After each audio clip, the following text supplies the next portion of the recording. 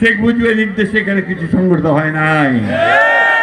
শেখ মুজিব সেদিন পাকিস্তান চলে গিয়েছিলেন বন্দী হয়ে। আমরা সেই জন্যই জুলাই যুদ্ধকে সবসময় ধারণ করি।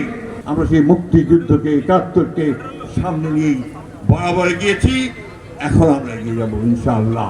আমার দুঃখ হয় যে আপনাদের সিলেটের একজন মহান নেতা, যার জন্ম সিলেটে, যিনি আমাদের মুক্তিযুদ্ধের সর্বাধিনায়ক ছিলেন, এমাজি ওসমানী সাহেব, অতীতের দিনগুলোতে তাকে কখনো স্মরণ করা হয় নাই। বন্ধুরা, দুঃখের কথা, লজ্জার কথা, যারা আমাদের জন্য রক্ত দিয়েছেন, প্রাণ দিয়েছেন, যারা আমাদের জন্য মুক্তিযুদ্ধকে সংগঠিত করেছেন, তাদের নাম বিগত ফ্যাসিস্ট সরকার উচ্চারণ পর্যন্ত করে নাই,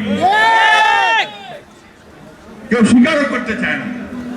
এইখানে যে এতজন সেক্টর কমান্ডার একসাথে হয়ে যুদ্ধ শুরু করেছিলেন, সেটা ইতিহাসের খুব কম জায়গায় আপনি পাবেন। আওয়ামী লীগের ইতিহাসে আপনি খুব কম পাবেন যে তারা একমাত্র তাদের সেই এক নাম শেখ মুজিব ছাড়া কারো নাম মুক্তিযুদ্ধের মধ্যে খুঁজে পাবেন।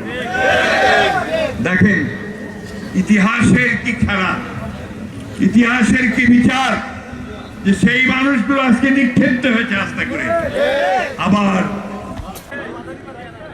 মনে রাখতে হবে আমাদের যে শহীদ প্রেসিডেন্ট জিয়াউর রহমান যে যুদ্ধ শুরু করেছিলেন, সেই যুদ্ধ ছিল পাক হানাদার বাহিনীর বিরুদ্ধে সশস্ত্র যুদ্ধ।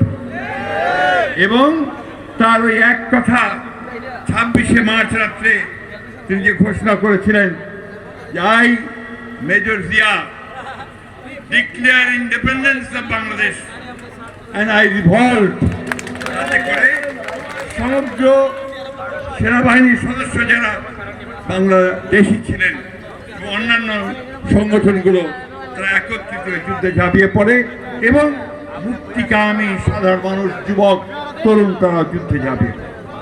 এটাই আমাদের প্রকৃত ইতিহাস।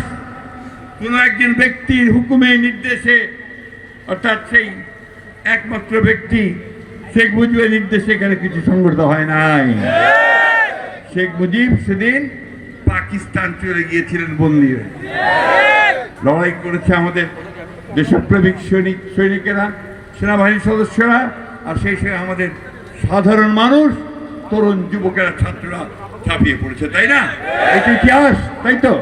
যখন কিছু সংখ্যক মানুষ, কিছু সংখ্যক রাজনৈতিক চিন্তাবিদেরা তারা এটাকে খাটো করে দেখানোর চেষ্টা করে, যারা মুক্তিযুদ্ধকে অস্বীকার করতে চায়, আমরা খুব পরিষ্কার করে বলতে চাই, মুক্তিযুদ্ধ আমাদের পরিচয়, মুক্তিযুদ্ধ আমাদের গর্ব, মুক্তিযুদ্ধ আমাদের ঐতিহ্য, আমাদের অস্তিত্ব। বন্ধু, আমরা সেই মুক্তিযুদ্ধকে ৭১কে সামনে নিয়েই বরাবর গিয়েছি, এখন আমরা এগিয়ে যাবো ইনশাআল্লাহ। আমাদের বাংলাদেশের মানুষ, রিপিট করবো না, সব শেষে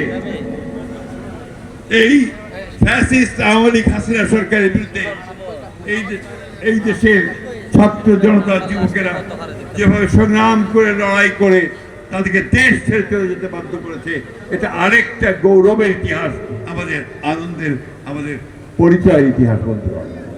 আমরা সেই জন্যই জুলাই যুদ্ধকে সবসময় ধারণ করি, জুলাই সংগ্রামকে ধারণ করি, সেই অভ্যুত্থানকে আমরা ধারণ করি।